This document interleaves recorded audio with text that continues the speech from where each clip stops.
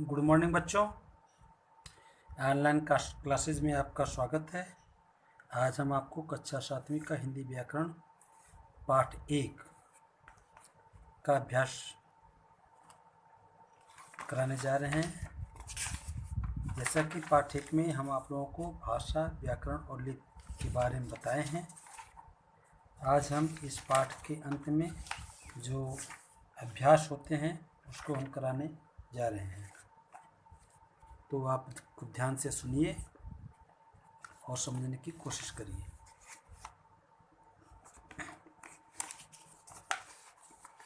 सर्वप्रथम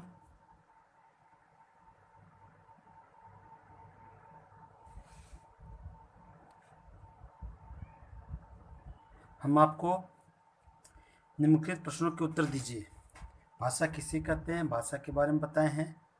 भाषा के कितने प्रकार होते हैं, कौन कौन से रूप हैं, इसके बारे में बताए हैं। लिपि किसे कहते हैं, इसके बारे में बताए हैं। भाषा के संविधान में किन किन भाषाओं को मान्यता दी गई है, पूरा हम आपको लिखवा दिए हैं।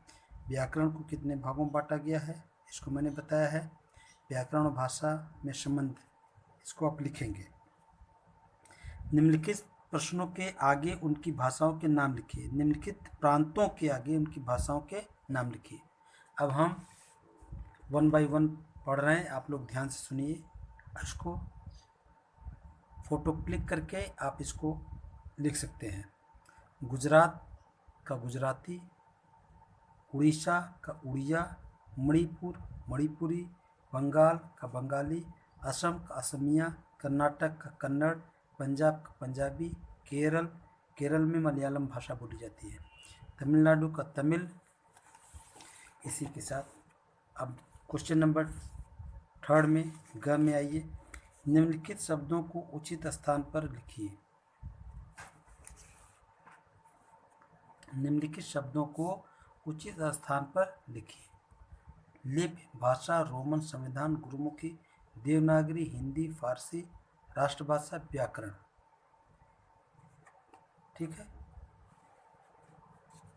अब आप देखिए, डैश पंजाबी भाषा की लिपि है। पंजाबी भाषा की लिपि क्या है? गुरुमुखी। हिंदी भारत की है, क्या है? हिंदी भारत की राष्ट्रभाषा है। व्याकरण और भाषा का परस्पर गहरा संबंध होता है। व्याकरण और डैश का परस्पर संबंध होता है। व्याकरण और डैश में क्या रहेगा? भाषा। व्याकरण और भाषा का परस्पर गहरा संबंध होता है। डैश भारत की राजभाषा है। भारत की राजभाषा हिंदी है। अंग्रेजी भाषा डैश लिपि में लिखी जाती है। अंग्रेजी भाषा रोमन लिपि में लिखी जाती है। उर्दू भाषा की लिपि फारसी है। उर्दू भाषा की लिपि फारसी है। मराठी भाषा की लिपि देवनागरी है। मराठी भाषा और हिंदी भाषा, संस्कृत भाषा, तीनों भाषाओं की लिपि जो होती है देवनागरी होती है।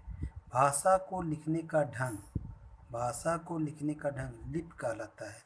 भाषा के संविधान, भारत के संविधान में हिंदी को राजभाषा के रूप में स्वीकार किया गया है। भारत के डैश में हिंदी भाषा राजभाषा के रूप में स्वीकार किया गया है। तो भारत के संविधान में डैश भारत के शुद्ध रूप का ज्ञान कराता है। क्या कराता है? शुद्ध रूप का ज्ञान। व्याकरण, व्याकरण भाषा के शुद्ध रूप का ज्ञान कराता है। नेक्स्ट आगे बढ़ते हैं। सही कथनों के आगे सही का चिन्ह और गलत कथनों के आगे क्रॉस का चिन्ह लगाइए। भाषा की सबसे बड़ी इकाई शब्द है। आप जानते हैं भाषा की सबसे छोटी इकाई वर्ड होता है, उसके बाद शब्द होता है, तत्पश्चात वाक्य होता है। तो भाषा की सबसे बड़ी इकाई वाक्य होता है, यह गलत है। बोलकर भाव प्रकट किए जा सकते हैं, ये सही है। हम बोल करके, लिख करके, हैं, संकेतों के द्वारा, तीनों तरह से हम भाव को प्रकट कर सकते हैं। व्याकरण से वर्णों को लिखने का ज्ञान होता है। तो व्याकरण से वर्णों के लिखने का भी ज्ञान होता है, बोलने का भी ज्ञान होता है, सबका ज्ञान होता है, ये सही है। वर्णों के ध्वनि चिन्हों को लिपि कहते हैं, यह भी सही है। हिंदी हमारी राष्ट्रभाषा है, यह भी सही है। लिखित भाषा में भाषा का लिखित रूप होता है, ये भी सही है। दिए गए वाक्यों से भाषा का कौन सा रूप प्रकट होता है? मणिका ने अपनी दादी को पत्र लिखा, यहाँ लिखने का कार्य हो रहा है, इसलिए लिखित भाषा। मेरी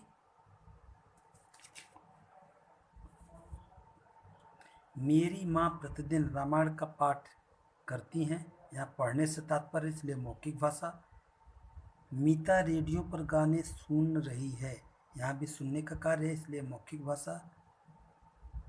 पार्क में पिताजी अपने दोस्त से बात कर रहे हैं, यहाँ बात करने से तात्पर्य है इसलिए मौखिक भाषा।